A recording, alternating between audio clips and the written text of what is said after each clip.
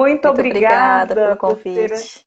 Eu que agradeço a sua participação, você ter encontrado um horário na sua agenda para nos atender. Fico extremamente feliz, né? Professora Lina foi minha professora do mestrado, uma excelente professora, uma pessoa extremamente antenada com tudo da área de recursos humanos.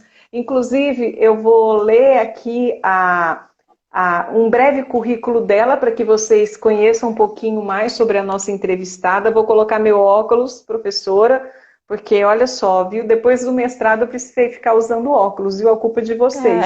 Ah, muita leitura, né? Muita leitura, meu Deus do céu. A minha filha agora entrou no curso de gestão da informação. Ela, mãe, quanta coisa para ler. Eu falei, bem-vinda ao mundo da administração. Muito bom. Então vamos lá, gente. A professora Lina Nakata, ela é bacharel, mestre e doutora em administração pela Universidade de São Paulo. Tem doutorado sanduíche numa universidade, na Universidade Northern de Illinois. É cientista de dados do Great Place to Work. É uma empresa, professora? Isso, é uma empresa, uma consultoria norte-americana. Ok, então ela é cientista de dados dessa consultoria norte-americana, professora nos cursos de pós-graduação da FIA Business School, presidente da PWN São Paulo, profissional Woman Network, que bacana, professora, diretora de marketing da Angrade, que é a Associação Nacional dos Cursos de Graduação em Administração, foi professora nos cursos de graduação do IBMEC, INSPER e coordenadora do curso de administração da UFO, lecionou também na Escola Superior de Administração e Gestão, ESAGS, FECAP e FMU, foi professora e pesquisadora da Universidade Autônoma del Caribe, UAC, na Colômbia, tem experiência também na área de gestão de pessoas, com ênfase em carreiras, gestão de esporte, clima organizacional, gênero, aprendizagem organizacional, gestão do conhecimento e competências. Professora, fiz questão de ler esse breve currículo que você me enviou na íntegra, porque eu lhe admiro muito pela bagagem que você tem, tão jovem, tão determinada, com essa visão tão ampla, com tanto conhecimento, e eu tenho certeza que vai agregar muito a esse momento aqui. Seja muito bem-vinda, muito obrigada por ter aceito esse convite, professora Lina. Eu quero Obrigada começar. novamente. Eu sempre começo minhas lives com com uma pergunta básica, né? Até porque muitas pessoas não sabem qual que é o papel do Departamento de Recursos Humanos dentro de uma organização. Eu, por exemplo, já vi pessoas, né, tecerem críticas com relação a esse departamento, que ele está ali para fazer o papel da empresa, para implantar a cultura da empresa junto aos funcionários. Que visão você tem, então, do papel do Departamento de Recursos Humanos de uma organização, professora? O departamento de RH, na verdade, ele é assim, né, mais chamado, mas também a gente vê outras nomenclaturas, como gestão de pessoas, departamento pessoal, desenvolvimento humano, talento humano, né, etc. Mas o departamento de RH ele tem uma grande função de fazer com que você consiga, né, ter as pessoas produtivas, satisfeitas, à medida que você tem processos bem estabelecidos para que tudo corra bem, né, para que as pessoas façam parte do resultado da empresa. E aí o grande objetivo dela é orientar o comportamento das pessoas, né, de acordo com a estratégia e os objetivos da organização. E esse Professor, orientar o... Sim, pode falar. sim, isso que eu ia perguntar, o que é esse orientar o comportamento das pessoas? Orientar o comportamento é direcionar, né? E o que, que seria esse direcionar? Por exemplo, se a gente tem um processo de remuneração agressivo, você faz remuneração variável, né? Você faz com que você estabeleça metas que são, né, bem definidas, são repetidas pelo gestor, são enfatizadas, né, pela empresa de forma geral, e aí as pessoas vão correr atrás, entendendo que é um valor importante, então que você precisa realmente levar a sério essas metas que são colocadas no início de um ano, e você vai ter então uma remuneração variável mais agressiva a ser recebida no final. né? Então, as pessoas vão ter um comportamento, por exemplo, né, de mais ambição de resultados, porque é o que a empresa deseja. Ou pode ser diferente, a empresa ela tem muitas práticas de qualidade de vida, ela tem bastante respeito em relação à saúde dos funcionários, né? Ela paga um bom plano de saúde, ela, por exemplo, oferece serviço de massagem para os funcionários e ela também, né, com isso, ela quer orientar as pessoas para esse bem-estar de forma geral. Né? Então, esse bem-estar é fazer com que as pessoas trabalhem de uma forma, né, equilibrada, né? Ao mesmo tempo, a empresa não quer só isso, ela também quer que as pessoas, né, além de estarem bem com elas mesmas, também sejam produtivas. É uma outra Professor, forma de direcionar. essas metas que a senhora falou agora, elas são definidas pela empresa ou definidas em conjunto do funcionário ou colaborador, né, qual seja a denominação que a organização adota, ela é definida em conjunto ou ela é ditada pela empresa? Ela costuma ser ditada pela empresa, mas o ideal seria envolver o funcionário junto. São raras empresas, poucas empresas que colocam os colaboradores em conjunto para conversar e estabelecer as metas. E, na verdade, isso é muito difícil que aconteça, né? No final, a empresa mesmo que define onde ela quer ir e quais são os números a serem atingidos. Eu tenho percebido, professora, de diversas pessoas, inclusive a ideia dessa live surgiu de uma pessoa que hoje está desempregada e ficou assim extremamente triste, que foi participar de um processo de seleção para um cargo numa determinada empresa. Era um cargo simples e a empresa cobrava qualidades ou diria habilidades da pessoa que com certeza ela não iria utilizar no dia a dia e que eram habilidades assim nem tão necessárias para a função que ela ia exercer. Você diria que as empresas hoje estão recrutando de uma forma, parece assim, a impressão que a pessoa me falou é assim, parece até que eles não querem contratar, parece até que eles estão fazendo de uma forma que ninguém consiga a vaga. Como que se dá, Uhum. professor, esse momento de recrutamento com esse tipo de É, comportamento da organização? é uma questão bem delicada, né? Eu diria assim que esse tipo de fenômeno acontece eu vou colocar assim dois grandes motivos, né? Um que provavelmente é o caso da maioria é porque a empresa não sabe desenhar bem o que ela quer do cargo de uma pessoa, né? Então ela superestima essas qualificações e no final ela cobra demais, né? Mesmo sabendo que não vão utilizar tudo. Muitas vezes porque ela sabe que vão ter profissionais suficientes no mercado, então ela pode fazer essa cobrança a mais. E aí ela, né, por que não você ter alguém com mais capacitações do que o necessário, já que dependendo de como a empresa caminha, ela pode aproveitar mais essas habilidades adicionais que esse funcionário, né, tenha. E um outro motivo disso acontecer é porque ela espera que esse funcionário já tenha mais capacidades para conseguir fazer com que o seu escopo de trabalho aumente. Ele não quer aquela pessoa só para aquilo que está estabelecido agora, sabendo que, por exemplo, daqui a 2 anos a empresa pode ter novos negócios, ter novas estratégias, e ela dependa de mais capacitações do que só aquela função para o momento, né, em que se está contratando. Mas, de forma geral, existe muito erro, né, nesse desenho de cargo.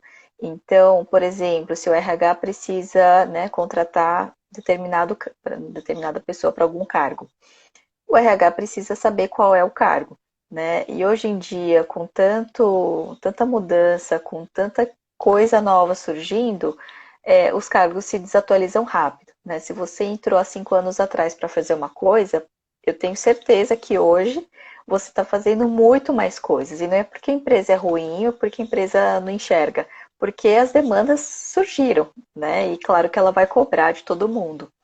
E aí, quem vai ficar atualizando esse desenho de cargo, né? O RH não tem, primeiro, ele não é suficiente para isso, sozinho, e ele precisa muito do trabalho conjunto do gestor, o gestor que precisa mapear, né? O que é que esse desenho de cargo é hoje?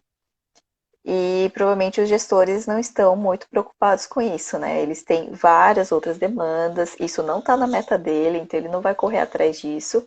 E se ele não colabora, ele não aproveita, né, para falar qual que é o desenho do cargo real. O RH precisa estimar o que é esse desenho ideal e muitas vezes acaba caindo nesses erros, né? E é prejudicial para todo mundo, para a empresa que está perdendo com isso e para as pessoas candidatas que também estão perdendo muito com isso, né? A senhora falou há pouco dessa questão da empresa evoluir. Ela me contrata hoje, mas ela também pensa numa projeção que daqui a 5 anos eu possa estar naquele cargo e que a empresa vai necessitar de uma certa habilidade que ela não era para o cargo inicial, mas que ela vai precisar. Em contrapartida, eu percebo, eu me vi na situação, né, como funcionária ou em qualquer organização,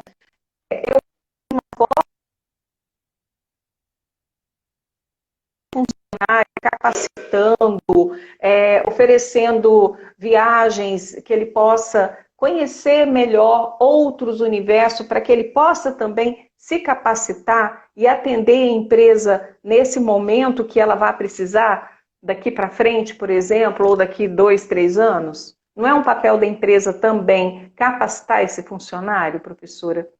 Sim, com certeza. É papel da empresa, só que ao mesmo tempo a gente sabe que a empresa não consegue suprir com todas essas faltas de competências. Então, o que acontece é que a empresa também espera que os funcionários sejam proativos e busquem conhecimentos fora, que eles se desenvolvam, né? Eu sou do tipo de pensar que a empresa sim deveria, mas nem sempre ela consegue, e por outro lado o funcionário também precisa correr atrás, né? Porque ele precisa pensar na empregabilidade dele, né? E hoje em dia existe muito tipo de curso de capacitação que está disponível de forma gratuita, quase gratuita, né? Então, se ele também entende as necessidades da empresa, ele também pode, né, se atualizar. Ou seja, tem que ser uma busca de ambas as partes, né, professora? Eu não devo Isso. ficar ali só esperando que aquilo venha no meu colo. Eu tenho que correr atrás. Eu tenho que procurar crescer também dentro da minha profissão, né? Uhum.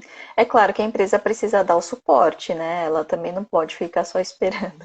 Ela tem que dar um orçamento, ela precisa investir nisso e também dar o tempo, né? Você não pode cobrar que o funcionário tenha, não sei, uma nova graduação porque é necessário e você não dá, né, não libera para atividades, né, não dá horas dentro da carga dela para que ela se desenvolva. Então, isso também é necessário.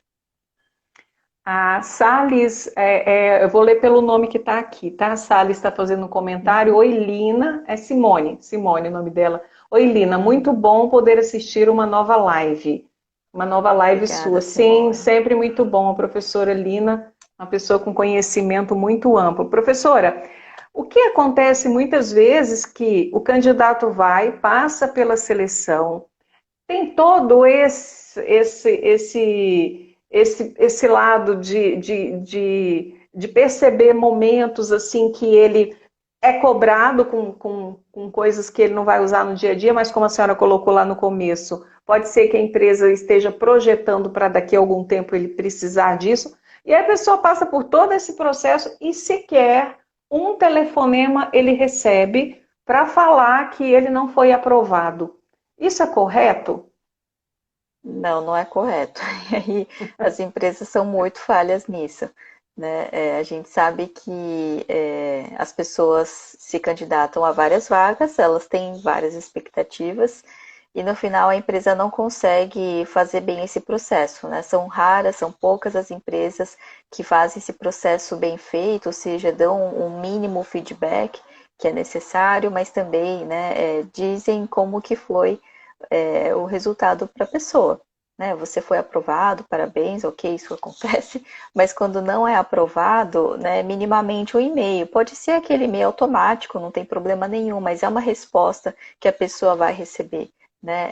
Aí ela não fica mais aguardando, ela vai sim tentar outras oportunidades. E a empresa, né, é muito difícil que ela consiga também colocar essa resposta tão detalhada ou personalizada para cada um, né? São milhares de currículos todos os dias que as empresas recebem e esse volume grande é muito difícil de administrar. Então, pelo menos um e-mail automático, né, de que aquele dado vai ficar armazenado para a empresa e que muitas vezes sim, eles são revistos, esses dados, então a empresa pode chamar novamente, convidar esses candidatos não aprovados numa outra oportunidade, outra vaga, e aqui, né, sim, retornar pelo menos um não. Né? E é muito simples, é só um e-mail, pode ser um SMS, nem sempre é possível ligar para todo mundo, né, que seria melhor, mas isso, né, precisa sim ser melhorado. E só para complementar, isso faz muito sentido quando a gente fala de employer branding, que é a marca empregadora. Né? Uma empresa que não consegue fazer bem esse processo, ela acaba sendo, né, mal reconhecida lá fora. Então, as pessoas vão comentar, existem redes sociais em que as pessoas comentam como é o processo, as pessoas vão falar, oh, essa empresa nunca responde nada, eu fico ali esperando e eu fico no vácuo, né? Então, isso é bem ruim, porque as pessoas vão tender a não querer tentar, né, uma vaga nesses lugares, e muitas vezes são as pessoas mais talentosas que deixam, né, de procurar essas empresas porque elas vão sendo pouco reconhecidas. Professora Camila está fazendo uma pergunta aqui. Não seria errado a empresa cobrar habilidades pertinentes a um cargo de alto nível, sendo que no contrato a pessoa é registrada com um cargo menor e recebe um salário menor que a atividade exercida? Com certeza é errado, né? Mas as empresas praticam isso por comodidade, por custos, por vários motivos, e não deveria acontecer. Mas quando a gente vê um cenário como esse que a gente está vivendo agora, né, de mais desemprego, ou seja, mais pessoas querendo, né, algum trabalho, e se tiver esse tipo de oportunidade, provavelmente a pessoa vai aceitar, infelizmente. Né? Então ela vai entender que precisa passar por esse tipo de situação, mas é errado. Né? As empresas sim deveriam considerar, né, o que é certo é o cargo, você vai remunerar de acordo com aquele cargo, né? Mas, por exemplo, a última grande crise que nós tivemos, em que foi, né, 2015 para 2016, em que a gente teve PIB negativo no Brasil, nós vimos que os salários reais no Brasil caíram. Né? Isso foi por causa né, do maior desemprego, as pessoas aceitam novos trabalhos por menos salário. Né? Então, esse momento agora é a mesma coisa, provavelmente isso vai acontecer também. Né? As pessoas aceitando, mesmo tendo responsabilidades maiores e mais complexas. A senhora está falando neste momento, vocês que são dessa área de gestão de pessoas, o que vocês estão percebendo nesse cenário com a pandemia, professora? Com a pandemia, a situação bem mais difícil. Então, de forma geral, o que nós temos visto no Great Place to Work, né? Várias das pesquisas que nós medimos o clima organizacional, as empresas têm tido pontuações mais altas. Isso significa o quê? Né? O aumento da confiança, da satisfação e a melhoria da experiência do funcionário com a empresa, que pode estar relacionada ao momento mais crítico, né? Então, o mercado com o momento mais crítico faz com que as pessoas analisem o seu próprio ambiente de uma forma diferente. Né? Talvez eu não seja tão exigente porque as coisas não estão tão bem lá fora, né? Que é diferente de um momento inverso em que, né, tudo está bem, você recebe várias propostas e você não vai ser tão exigente, né? Quer dizer, você vai ser mais exigente dentro. Então, esse é um tipo de reação, né, de efeito que nós enxergamos, e as pessoas também, né? A gente vê que existem alguns tipos de relatos em que as pessoas estão com mais medo de ser demitida do que, por exemplo, né, de outros fatores que estão trazendo insatisfação. né? As pessoas estão deixando de pedir ajuda, deixando de né, pedir benefícios que são necessários, mas sim tendem a querer manter o emprego, né?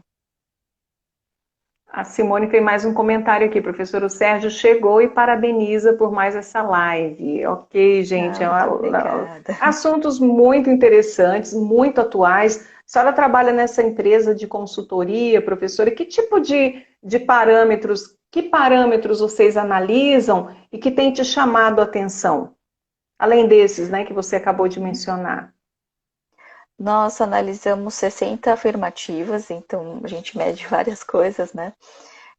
E elas são colocadas em 5 grandes dimensões. Então, essa pesquisa ela é aplicada para os funcionários de uma empresa e eles vão responder de acordo com a sua experiência, de acordo com o que ela sente, numa escala, né? E aí ela responde sobre questões de credibilidade, ou seja, quanto que o seu gestor tem de credibilidade, como que ele se comunica com as pessoas, o quanto que ele é competente, né, com a sua equipe.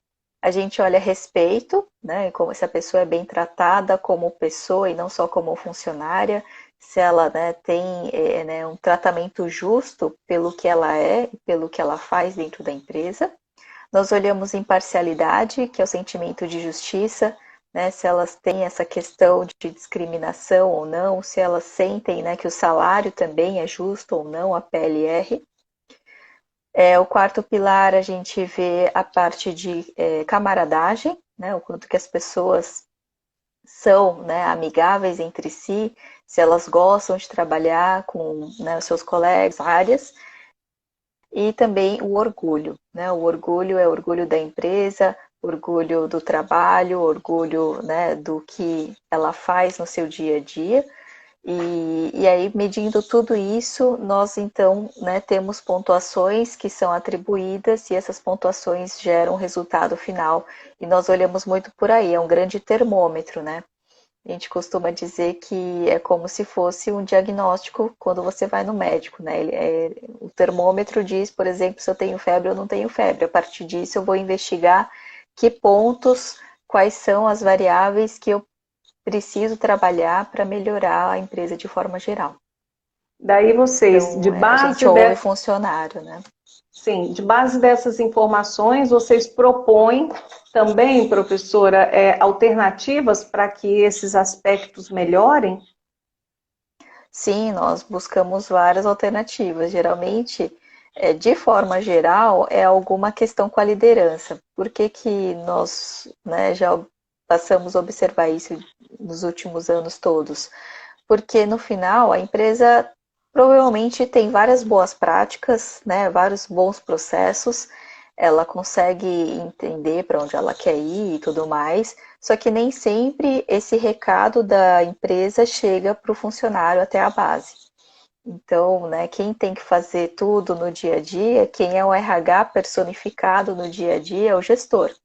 Né? Então, esse gestor que precisa entender para onde a empresa vai, traduzir isso para os seus funcionários e, ao mesmo tempo, ouvir os seus funcionários para também colocar isso, né, para a organização de uma forma geral. E esse é o grande trabalho. Se esse gestor não está alinhado com tudo isso, a empresa perde muito. Né? Por isso que a gente vai apontar nessa consultoria como que o gestor pode melhorar esses seus comportamentos, suas atitudes. Existem também vários outros diagnósticos que nós, né, vamos chegar, que aí podem ser sim, né, questões de melhorar né, a forma que o RH vai trabalhar, ferramentas, práticas, ações, políticas, mas de forma geral, né, esse trabalho com gestor é bem importante. Professor, esse tipo de consultoria, ele é ideal só para uma empresa grande, com um número assim elevado de funcionários? Não, qualquer empresa. E aí as dificuldades são diferentes. Então, nós atendemos empresas com 100 mil funcionários, mas também tem projetos de consultoria com 30 funcionários. E a gente começa a fazer pesquisa com 5, né? Então, a partir de 5 funcionários já pode aplicar. Só que geralmente os projetos de consultoria costumam ser a partir de 30 funcionários. E já é possível enxergar várias várias questões, né? Nós também ouvimos não só essa parte quantitativa, mas também a parte qualitativa, né? Os comentários que os funcionários fazem, eles escrevem, né, sobre o que são pontos bons, positivos, mas também outros pontos de melhoria que ele precisa, né, que a empresa precisaria fazer para que ele se sentisse melhor. Então, a gente vê essa parte qualitativa que também traz muito desses sentimentos, emoções, angústias que as pessoas trazem, né? Elas levantam vários temas que nem sempre são aqueles que são tratados na pesquisa, né? Eles colocam de uma forma mais específica. A senhora participou de uma pesquisa que ela mostra quais me parece que 100 melhores empresas para se trabalhar no país, né? O que é uma Uhum. empresa boa de se trabalhar, Lina? São as 150 melhores, né? Uma 150, empresa. sim. Isso. No Brasil. E a gente também tem outros 50 rankings que são setoriais, temáticos, regionais, né? Mas o que a gente tem percebido em comum são empresas que conseguem criar um forte vínculo de confiança com as pessoas. Então, são empresas que ouvem as pessoas, né, entendem quais são as suas preocupações, as suas principais, né, críticas e conseguem também fazer com que, né, melhore a cada ano. É um processo anual, cada ano aparece algum ponto que pode ser melhorado e a empresa segue com isso, né? E essas empresas são aquelas que sempre têm esse espírito de querer melhorar, de querer ser boa para as pessoas, né? E ela entende que não é só porque isso é legal, né? Ou porque é bom, mas também porque traz muito resultado, né? A gente sabe que é uma relação que hoje em dia a gente enxerga como algo muito óbvio, mas nem sempre foi olhado dessa forma, né? Sempre foi visto, por muitos anos, a gente viu o RH sendo como custo, né? Ele é custo, ponto. Você precisa pagar a folha de pagamento, você precisa, né, dar alguns benefícios, porque o mercado também dá, mas nem sempre vendo que se você consegue, né, ter essa relação de confiança com as pessoas, você consegue também ter muito retorno com isso. É um lado mais subjetivo e que cada empresa precisa entender a forma, né, melhor de se fazer isso. Porque tem empresa que, com práticas bem simples, ela consegue fazer milagres, né, com as suas pessoas. E tem empresas que não, né? Tem empresas que precisam de mais esforços, de mais investimento, de mais entendimento das suas pessoas para que elas consigam também ter esses bons resultados.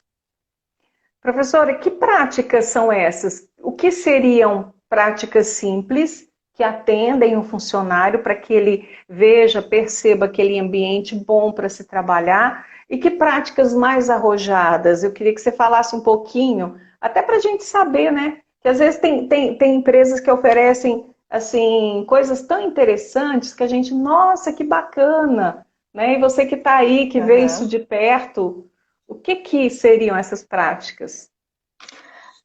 Tem um pouco de tudo, e claro que a gente vai ter também questões culturais, questões regionais, questões de contexto de cada empresa, então é um pouco difícil, né, eu falar o que é legal ou não, até porque não é porque a lista está lá que todas são boas para mim, por exemplo, né? Cada uma vai ser boa para um grupo de pessoas. Mas, por exemplo, a gente vê algumas práticas que são simples. Ela faz um momento do café da tarde, né? Reúne todo mundo, faz com que as pessoas realmente, né, façam uma pausa, vai tomar um café, oferece um lanche simples e as pessoas ficam extremamente felizes porque sabem da importância disso, né? E aí, quando a gente vai ver, é um custo baixo. Tem várias práticas, inclusive, que não tem nenhum custo. Né? Tem uma empresa que uma vez colocou que o que faz as pessoas mais felizes é elas terem 2 horas de almoço, porque por ser uma cidade pequena, todo mundo vai para casa almoçar, volta, né? E é isso que faz as pessoas felizes. Então a empresa não tem custo, né? Ela não precisa do refeitório. As pessoas ficam mais felizes por voltarem para casa e terem tempo suficiente de voltar com tranquilidade. Tem empresa que, né, indo um pouco mais, que libera toda sexta-feira à tarde. Então, as pessoas trabalham 1 hora a mais todos os dias, de segunda a quinta, mas na sexta-feira ela pode, né, ser dispensada na hora do almoço, né? Faz sentido para algumas empresas e isso elas, né, relatam ter um bom retorno por parte das pessoas que se sentem felizes em ter um fim de semana um pouquinho maior, né? E aí, de novo, não adianta também só a empresa colocar essa regra se também não se respeita, né? Tem empresa que fala, a gente tem, né, a questão da roupa, né? Qualquer roupa você pode usar. Mas o diretor nunca foi de bermuda, né? Então as pessoas não vão usar bermuda, né? A gente precisa ver qual é a coerência também das práticas e o que se usa, o que não usa. Tem empresa que faz, é muito comum essas salas de descompressão, salas de entretenimento que as empresas colocam, né?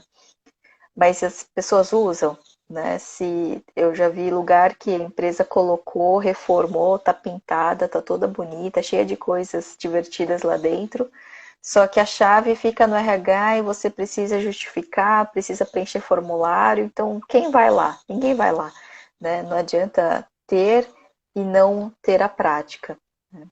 Tem empresa que permite levar o cachorro, tem empresa que permite assim só um dia ou todos os dias, entendendo que, né, nem sempre esse, né, pet pode ficar em casa sozinho. E aí, claro, tem outras que não permitem porque sabem que várias pessoas são alérgicas ou não gostam de animais. Então, tudo é uma questão de entender, né, o outro lado e saber como lidar com isso. O mais importante é ouvir as pessoas, porque são elas que vão dizer o que gostam e o que não gostam, né? O que traz satisfação ou o que não. Eu Esse lembrei de tipo, uma história, eu posso sim, contar sobre esse claro, ouvir as claro, pessoas? Uma sim. vez foi bem interessante que uma pessoa da RH contou que na empresa eles estavam com um resultado muito bom, eles faziam a festa de fim de ano com fraternização, como muitas empresas fazem, e aí eles pensaram, a gente, né, foi bem nesse ano, a gente vai fazer uma super festa. Né? Então eles alugaram um lugar caro, né, contrataram uma banda cara, contrataram um buffet caro e fizeram ali a festa para todos os funcionários. E depois de uma semana eles perguntaram, né, passaram uma pesquisa de satisfação. Vocês gostaram da festa? Ninguém gostou. Ninguém gostou da festa, nem da comida, nem da música, nada, né? Então foi uma decepção enorme. E aí eles perguntaram, bom, então o que vocês querem, né? Já que foi frustrante.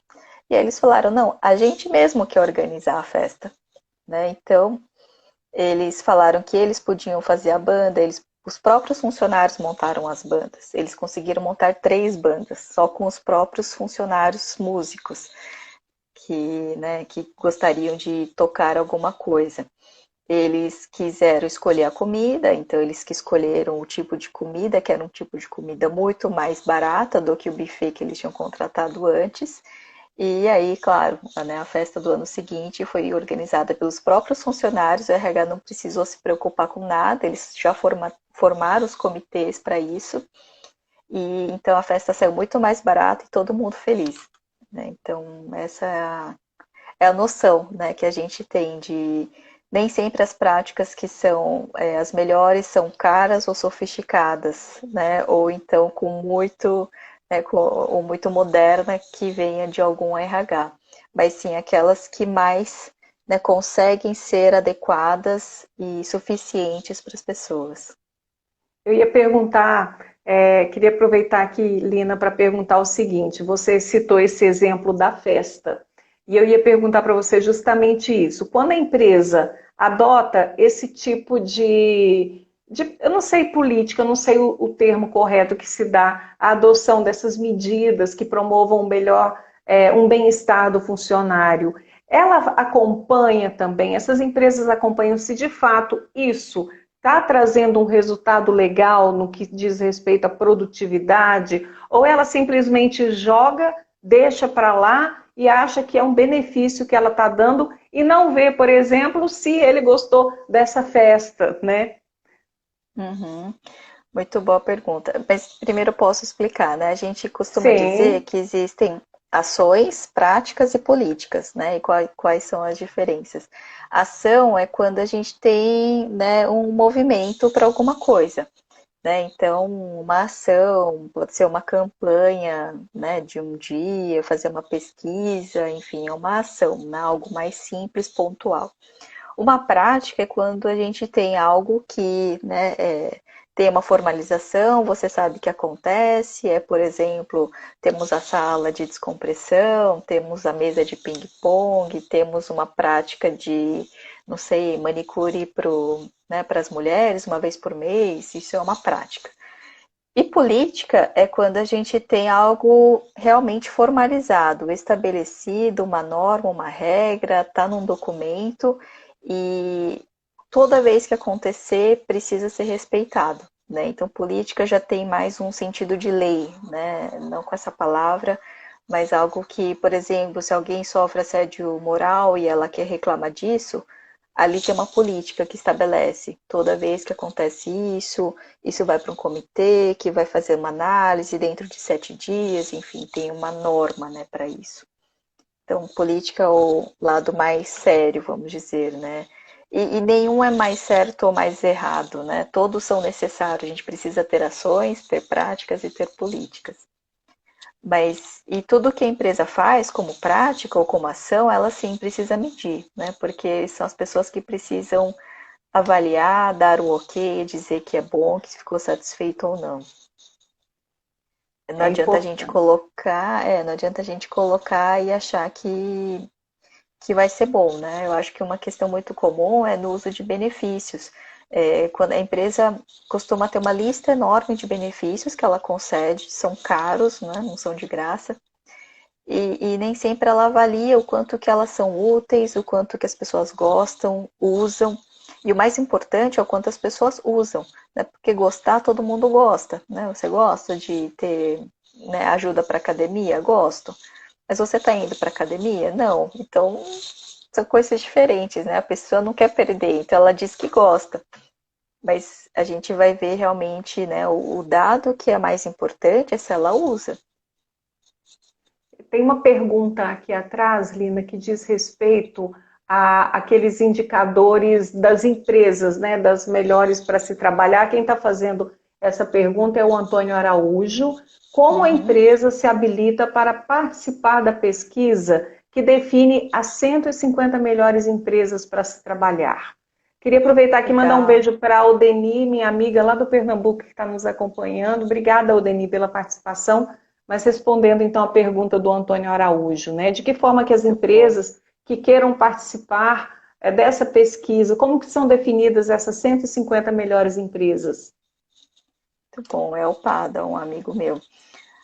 A empresa se habilita, entrando no site, ela faz um processo de certificação da empresa. Então, esse é o primeiro passo. Essa certificação é justamente a aplicação dessa pesquisa com os funcionários, pesquisa de clima, em que eles participam, respondem, né, contam como são suas experiências, e se a empresa atinge uma nota mínima, que é 70, de 0 a 100 é 70, né, a grande maioria das empresas consegue esse número, ela então passa a, né, preencher um conjunto de práticas que ela aplica com os seus funcionários, e aí nós avaliamos, né, e chegamos nas 150 melhores empresas para trabalhar. No ano passado foram quase 3 mil empresas que se inscreveram, né, então é um número bem grande, é uma concorrência alta. Que características, Lina, tem as empresas que vocês percebem assim? O que é importante numa empresa para que ela alcance esse ranking de 150 melhor empresa para se trabalhar? O que você percebe que elas têm em comum? Elas têm em comum, claro, as notas altas, que são tanto pela pesquisa com os funcionários quanto com as práticas que ela adota e que ela aplica. Mas o que eu diria, assim, ela consegue uma grande coerência entre o que a empresa faz, né, como que ela transmite essa missão da empresa para os funcionários, e como que ela tem esse discurso bem coerente com aquilo que ela promove para os seus funcionários, e os seus funcionários entendem, né, como correto, como adequado, e avaliam tudo isso muito bem. Ela enxerga que as práticas, né, e os processos de RH estão bem alinhados e que as coisas fazem sentido, e por isso que né, as pessoas, então, vão, né, entender que o que ela é uma pessoa que tem bastante valor na empresa, não importa o cargo dela, ela consegue executar isso porque ela é desenvolvida para isso e também ela consegue atingir os resultados. E por isso que ela recebe uma recompensa em troca. Né? E essa recompensa não é só o salário, é tudo que ela vivencia no dia a dia. Né? O respeito por parte do gestor é uma recompensa, né? Um elogio pelo trabalho bem feito é uma recompensa. Então, é essa troca que ela enxerga como uma troca valiosa. O resultado de uma pesquisa dessa, com certeza, impacta na vaidade da empresa, na vaidade do profissional também que está lá dentro, né? Porque ele vai falar, nossa, eu Sim. trabalho em uma das 150 melhores empresas do país. Isso Uhum. impacta, de certa forma, inclusive, vocês veem resultado nisso palpável no que diz respeito à produtividade, a essa questão do funcionário ter mais respeito por essa organização que ele está inserido? Sim, nós enxergamos tudo isso, né? Então, as empresas buscam, claro, pela reputação dela, que ela tem uma imagem, ela pode usar esses selos de reconhecimento em todas as comunicações que elas quiserem, e para o funcionário também, acaba sendo uma valorização do currículo dele, não só porque ele está numa boa empresa, mas porque ele também faz parte desse ambiente, né? As pessoas fazem parte e são corresponsáveis pela empresa ter um ambiente de qualidade, né? E o que a gente vê é que né, as pessoas também vão se interessar mais por essas empresas, né? Porque elas aparecem bem e as pessoas têm orgulho também de falar, né? Que trabalham numa boa empresa.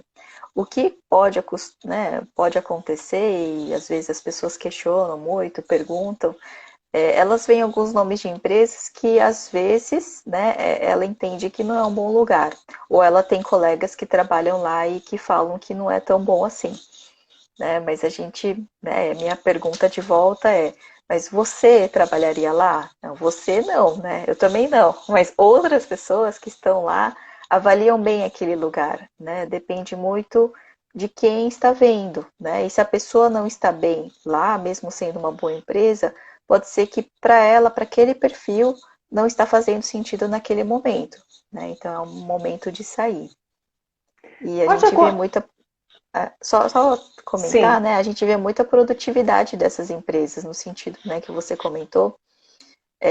As pessoas, quando elas estão bem, né, elas também são mais produtivas. A gente vê que o retorno financeiro na bolsa dessas empresas costuma ser 3 vezes mais alto do que a bolsa de forma geral, na média. O turnover dessas empresas são muito mais baixo, então as pessoas rodam menos porque elas querem permanecer mais na empresa, né? Então são resultados bem positivos que nós enxergamos. E eu acredito também, Lina, que a organização a organização tem que ter o cuidado, ou a gente também tem que ter esse certo olhar crítico para que a organização não enxergue isso apenas como um selo. Ah, eu quero continuar a ter esse selo, deixa eu ver o que eu vou fazer agora para o meu funcionário gostar de estar nesse ambiente de trabalho, né? Eu acredito que tem que ser uma preocupação também da organização para que de fato aquilo seja verdadeiro e não só uma ação que tenha como proposta que a organização tenha mais um selo, né, de melhor empresa para se trabalhar, né?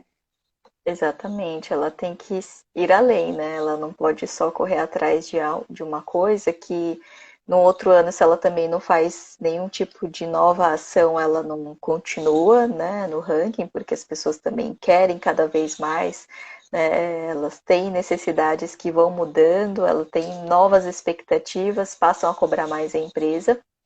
E, por outro lado, a empresa precisa realmente ser genuína nesse processo, né? Ela quer porque não quer só aparecer, ela quer sim, né, ser boa porque isso é positivo para todos. A gente falou lá atrás, no começo da entrevista, sobre essa questão da entrevista de admissão de um funcionário, né? A questão de ser de bom tom, que a empresa comunique a ele, né? Que ele nem que seja uma resposta automática. E o caminho inverso, quando o funcionário vai ser desligado dessa empresa, como deve ser esse processo? quando o funcionário vai ser desligado, a gente precisa saber exatamente por que que ele está sendo desligado, né? Então, é importante que ele receba os feedbacks adequados anteriormente, né? Se a empresa demite, né, de um momento só, por uma única avaliação negativa, é bem delicado, né? É bem complicado. Então, ela precisa, sim, medir por que que essa pessoa, né, não pode continuar na empresa. E aí são essas avaliações de desempenho que vão dizer muito sobre o que a pessoa tem, né? E por isso que a avaliação de desempenho também não pode ser só relacionada com as metas, né? Metas quantitativas de vendas ou de resultados atingidos, mas também de valores, porque muitas vezes a pessoa é demitida porque não tem atitudes ou comportamentos desejados pela empresa. A empresa tem, né, uma lista de valores, uma lista de características que ela espera das pessoas, e nem sempre elas conseguem ter essa mesma, né, esse mesmo alinhamento. Então, o que a gente vê é que nesse desligamento precisa ser bem cuidadoso, né, para saber por que que a pessoa realmente precisa sair, porque é um custo maior, mas também entender, né, o que ela tem a dizer para melhorar, né, porque a pessoa que sai, ela tem muito a dizer, né, ela sabe que também existem vários problemas dentro da empresa e ela pode sim também ajudar, né, a empresa a melhorar. A Maria Silva está fazendo um comentário, Mara, acho que é Mara Silva, Mara Alves, aliás, Mara Alves desculpa, Soares. Mara Alves Soares, exato. Ela está fazendo um comentário aqui com relação ao assunto que a gente estava falando agora, o selo das empresas, né, melhores para se trabalhar. O selo tem que ser consequência. É isso, né, Lina? Você É concorda com a isso mesmo, Mara? tem que ser consequência, né? Ele só vai ser o reflexo de um bom trabalho feito. Lina, daqui a pouquinho está acabando o nosso tempo. Olha só, que dicas que você, com toda essa experiência que você tem, avaliando essas empresas, né, com 100 mil funcionários, que dicas interessantes para se melhorar o clima organizacional? A gente precisa, eu já falei isso, né? Mas a gente precisa ouvir os funcionários e entender os diferentes grupos. O que significa isso, né? Cada tipo de grupo, e aí eu não quero dizer só de diversidade, né? Mas as diferentes áreas, os diferentes departamentos, os diferentes níveis hierárquicos, né? Mulheres e homens, esses vários grupos têm demandas diferentes e que precisam ser respeitadas, né? Como que a gente consegue entender, absorver essas necessidades e a empresa trabalhar a favor disso, né? Respeitar as pessoas, entender que elas têm, né, vida pessoal, não só vida como profissional, e fazer com que, né, a gente consiga facilitar o trabalho dessas pessoas, né? As pessoas, quando elas entendem que são reconhecidas, né, como talentosas, como pessoas que contribuem para o valor da empresa e que, né, se elas desempenham ser melhor, elas vão conseguir juntas, né, terem resultados acima, né, a gente consegue ter um clima melhor, né? As pessoas vão colaborar mais entre si, as pessoas vão entender senso de justiça de uma forma mais adequada, né? E tudo vai fluindo. O que eu tenho percebido, assim, algumas empresas que têm resultados bem negativos, né, no início de um processo de consultoria, elas vão melhorando bem aos poucos, né? É difícil uma empresa ter um salto de repente, né? Ela não vai fazer uma mágica. Nenhuma empresa faz isso, né? É impossível, a não ser que você, né, dobre o salário e ainda coloque um show o dia inteiro acontecendo, né? Não acontece.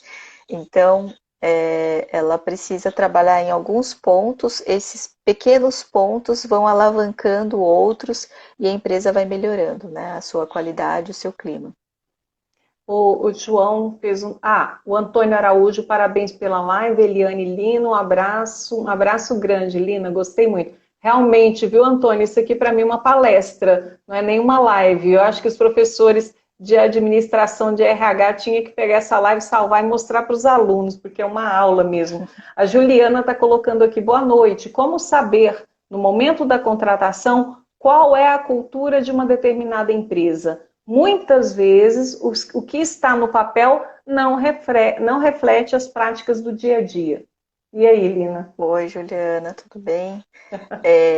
Essa pergunta é mais difícil, né? Mas o que eu diria, e eu acho que já dá para perceber bastante, é porque o dia a dia é o dia a dia, né? A gente só vai saber quando está lá contratado. Mas nos pequenos detalhes a gente já vai conseguindo perceber, enxergar vários desses pontos. Então, por exemplo, como que o RH trata um candidato? Né? A forma com que ele trata um candidato é também provavelmente a forma com que ele trata o seu público interno. Né? Então, o RH não está sendo pontual, o RH está sendo direto, o RH está sendo, né, ambicioso, agressivo ou não, né? Ele está sendo muito humano. Essa forma você já consegue perceber vários traços dessa cultura da empresa, porque é o que, né, a pessoa ali já transparece. E aí a gente vai vendo o quanto que isso faz sentido, não faz sentido para nós, né, quando estamos buscando uma oportunidade. Ele me respeitou, não respeitou, né, ele fez perguntas super legais, eu gostei muito de conversar com a pessoa, ou o contrário, né? Eu achei que se foram perguntas invasivas, eu não gostei, não me senti confortável, ou apesar de invasivas, eu gostei, né? Então as pessoas vão, né, tendo esses sentimentos. É claro que quando a gente vai na empresa, hoje em dia é mais difícil, né? Os processos têm sido muito online, mas quando a gente vai na empresa, a gente consegue também reparar muito, muito disso, né? Os artefatos da empresa, o layout da empresa, né? A recepção, como que a recepcionista tratou a pessoa, né, como que outras pessoas ali serviram café ou não serviram café, e a gente vai percebendo essas questões, né? É uma empresa hierárquica, é uma empresa em que as pessoas demonstram medo, uma empresa que as pessoas, né, são formais ou são informais. Então, tudo isso, né, a gente vai vendo e esses pequenos recortes já podem dizer bastante da cultura da empresa. Mas Muito interessante. os outros pontos já são só na convivência. Eu estou achando que nesses processos, gente, a Lina vai como alguém invisível. Sabe aquele cliente invisível que fala? Na hora que ela vai fazer consultoria, ela chega lá caladinha, já começa a observar como que é a recepção, como que é oferecer o café, não, tudo isso eu acho que inclui nesse processo de análise, né, Lina? Uhum. Lina, eu quero te agradecer sua participação. Infelizmente, o nosso tempo está quase acabando. Eu acho que dá tempo de eu fazer uma última pergunta, porque você falou lá atrás da questão do. Antes dessa resposta, da questão da empresa organizar os diversos públicos que ela tem. Eu vi uma palestra sua que você falou muito sobre a questão do conflito de gerações. De repente, numa mesma empresa, eu tenho uma Eliane que não entende nada, que foi apertar um botãozinho aqui e colocou uma borboleta aqui no rosto e quase morreu de vergonha na live. E você vê também uma pessoa que é jovem, extremamente habilitada com tecnologia, como a empresa tem que lidar ou tem que fazer para lidar com esse conflito de gerações. O conflito de gerações é um pouco mais difícil. O que eu vejo de forma geral, até pelas nossas pesquisas, as empresas não estão preocupadas ainda com esse tema, infelizmente, mas é algo que acontece a todo tempo, né, nas empresas de forma geral. E o que você comentou é isso, né? O que o jovem tem de habilidades e competências são diferentes das competências e habilidades que uma pessoa, né, mais velha tem. E são todas importantes, né? A empresa precisa de todas elas. Ela precisa da capacidade de alguém que vai ter muito mais maturidade, muito mais bagagem, muito mais erros vividos, né? Que são super relevantes para a empresa.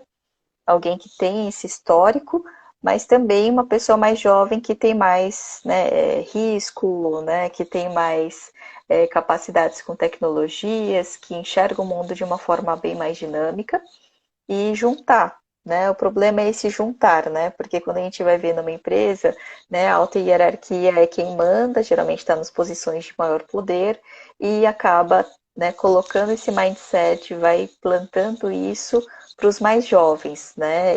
E aí, se a empresa é bem aberta, ela consegue fazer com que esses jovens também se sobressaiam e a gente vai ter menos conflito.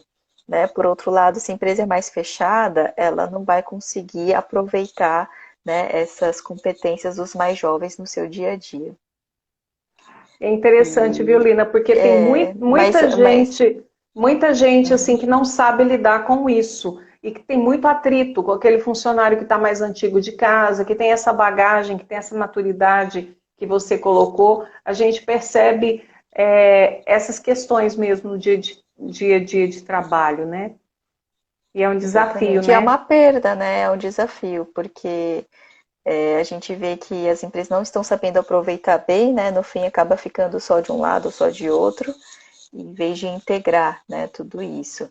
E de qualquer forma, o que é mais preocupante é que daqui a alguns anos a gente já vai ter, né, essa variedade muito maior. A gente nunca teve 5 gerações diferentes trabalhando juntas no mercado de trabalho, até porque os tempos de carreira eram mais curtos no passado. Então a gente tinha 2, 3 gerações no máximo juntas.